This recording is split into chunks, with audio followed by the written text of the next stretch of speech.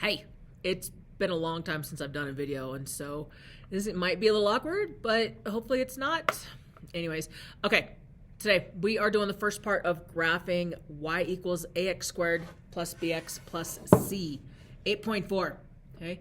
And so the difference between today's and 8.1 and 8.3 is the fact that we have this bx term in there. That term shifts your graph left and right. That's going to adjust our axis of symmetry. That's why this one is done last instead of like in order of like your terms, ax squared, bx, and c. So part one is finding that axis of symmetry, finding that line that divides the parabola in two equal parts. It's shifting left and right, and so we can no longer use 0, positive negative 1, and positive negative 2 as our 5 points on the parabola because some of those may just be on one side of the parabola. We still need equal parts. Okay, so the first part of graphing this is finding that axis of symmetry and finding the vertex. Once we have that, then we can move on to graphing. And when I come back into class, since you'll already have this part down, we can go straight into graphing. So here we go, part one. Your linear term, bx term, shifts the graph left and right, also known as your horizontal shift.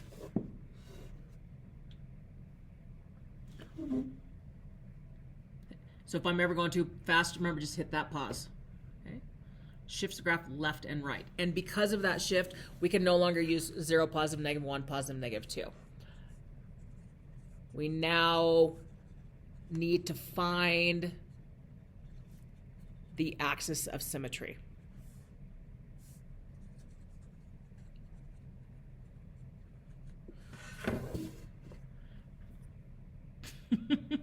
We now need to find the axis of symmetry. And when I defined that for you, I talked about the axis of symmetry being the line that divides the parabola. It's also your x. So the axis of symmetry is the x coordinate within the vertex. And also I gave you that little expression on how to find that, and that's what we're going to be using today, which is negative b over 2a. So part one, we're finding now this line that divides the parabola. So here we go. Example one. This is two things. Find the axis of symmetry, then find the vertex. So axis of symmetry, fancy name for just find your x coordinate in the vertex. Here we go. We want to remember negative b over 2a. That's what we're going to be using today to find that fold. Okay. So here we go. Y equals negative 2x squared plus 8x minus 1. Okay. So let's just talk about what the graph is doing. A is 2, and it's positive, so A is going to make it. A is positive, so it's going to make the graph open up. And A is greater than 1, so you're going to have a more narrow graph than your parent function y equals x squared. Your graph is shifting 1 down, but also it's your y-intercept. So the graph is going to be crossing the y-axis at negative 1. This bx term is what throws it all off. We got to find that line that cuts it in half. So here we go. X equals negative b over 2a. That's where we're going to start. When we do this, I always make you guys identify a, b, c. Remember, a, b, c are just the numbers within your quadratic equation. And make sure you include the signs to the left. So we're going to be substituting these values in. So you have x equals negative b. B is 8 over 2 times a, and a is negative 2. Okay. Do some little math. So we have x equals negative 8 over negative 4, because 2 times negative 2. Simplify that, we get x equals 2. So our axis of symmetry is now at x equals 2, which means your graph is shifted over. I'm going the wrong way for you guys. And 2 is where it now divides it in half. We're going to talk about values of x and what values of x to pick for graphing. Sorry, I'm really tired. I've been outside in the wind all day. Track practice was tough. Okay, but for right now, we are just figuring out where that line divides evenly. All right, you found the axis of symmetry, but now you need to find the vertex. This is your x coordinate, so we now have 2. Okay, axis of symmetry, vertex. So in order to find your y, you're going to plug in this 2 back into the original equation to find y. So we have y equals negative 2 times x. So every time you see x, you have to substitute this guy in. Negative 2 times 2. And to make sure that we do this order of operations right, I'm going to put my square inside, even though we're supposed to put the exponent outside the parentheses. But we want to do this just to remind ourselves. Plus 8 times 2 minus 1. That is a power of 2 right there. So I just substitute x equals 2 up here and here. Order of operations, parentheses, exponents, multiply, divide, add, subtract. So we have y equals negative 2. So we're going to go 2 squared times 4. Now positive 8 times 2 is a plus 16 minus 1. Do the multiplication first. So negative 2 times 4 is negative 8 plus 16 minus 1. And now that we're left with just addition and subtraction, work left to right. So negative 8 plus 16 is 8. 8 minus 1 is 7. So 2, 7. Axis of symmetry, you're going to put your 7 up here. That's your vertex. And that's it. Okay. That's the line that divides it. It's also the x coordinate in the vertex. Plug this x in back into the equation to find y. There we go.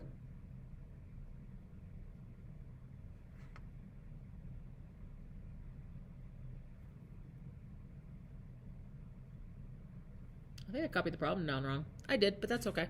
I used example 1 from the book, but they had it as a positive, and I thought it said negative. Not a big deal. All right, let's keep doing that. We're going to find the vertex and the axis of symmetry. I'm going to erase all this stuff. Let's just do another problem. Probably going to do about 2 problems. Okay, so here comes another one. Y equals 3x squared minus 2x. Looks kind of weird because you do not have your constant term. That's okay. You still have your linear term. Your linear term is the term, there it is, that has a power of 1. Okay, because if a was 0, then you have a linear function. All right, so let's find our x first. So x equals negative b over 2a. Substitute the values in. Negative b. Since b is already negative, you still have this opposite because we want the opposite of negative 2. Don't drop a sign. Okay? Over 2 times a, which is 3. The opposite of negative 2 is 2 over 2 times 3, which is 6. So 2/6 simplified, 1/3. By the way, I'm doing OYO number 1. Okay, so that is axis of symmetry. So just shift it over just a third, so not even very much. We're gonna use this into our equation to find y to find our vertex. So axis of symmetry is 1/3. Your vertex is gonna be 1/3, and now we're gonna find our y. This goes in up to the equation every time you see x. 3 times 1/3. Remember, we're going to square this. Minus 2 times 1/3. Okay. Order of operations. Y equals 3 times a third squared. So it's a 1/3 times 1/3, which is 1/9. Minus, and then 2 times 1/3. So 2 times 1/3. Just 2/3.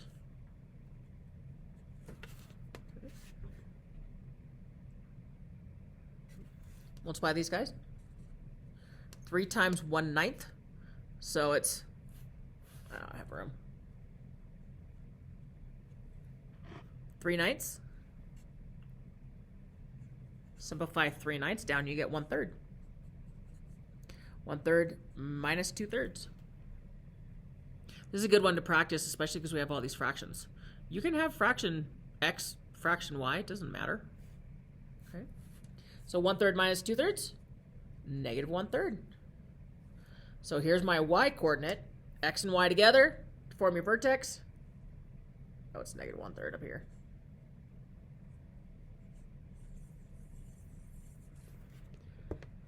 Axis of symmetry is 1/3.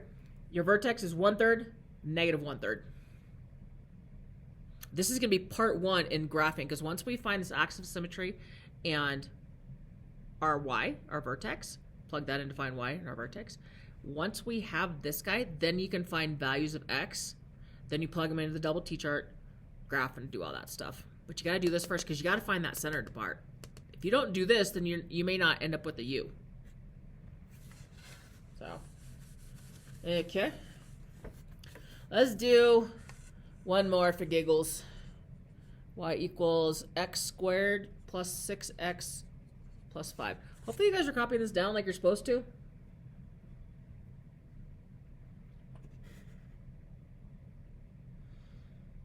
I forgot to identify A, B, and C last time. We'll do that this time.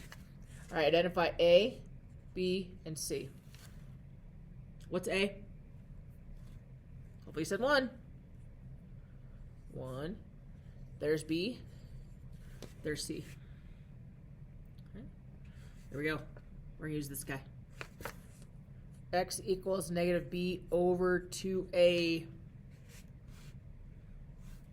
Plug your numbers in. Negative, and B is 6 over 2 times A, which is 1.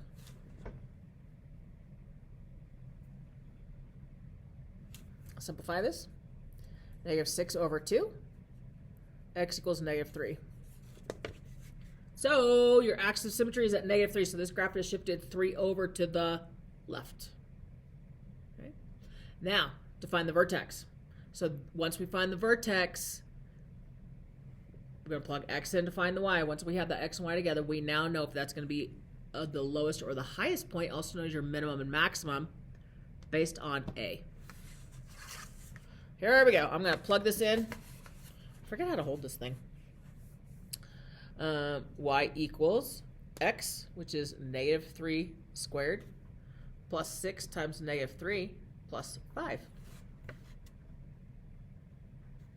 Just plugged it back in, but you have 2 x's. Don't forget that. You got this one there and that one there. So make sure you plug it in every time. Okay, here we go. Negative 3 squared, 9. Positive 6 times a negative 3 is a minus 9. So now just go left to right. 9 minus 9 is 0. 0 plus 5 is 5. That one didn't have as much work because A was 1, so we didn't have to multiply that term, our x squared term, by anything. Okay, we have x and y, so negative 3, 5. Axis of symmetry is negative 3. Vertex is negative 3, 5. And since A is 1 and it's positive, that means it's going to open. Your graph is going to open up. So negative 3, 5, left 3, up 5. That's going to be your lowest point, which means that is going to be a minimum. Lowest point. It's also the point where, remember, if it comes down, it's the point where your parabola starts changing directions as well. Okay? That's all you're doing today. You're just finding this x and you're finding y. Because when I get back, this is the first step. Part 2 is then finding values of x to plug in, doubling them up in the double t-chart, finding your y's, then you're golden, then you graph it. Okay? But you got to do this. This is involved in every single problem that you graph when you have the form y equals ax squared plus bx plus c. It's been a day. All right, guys. Behave, be well, get some work done, be good to the sub. Bye.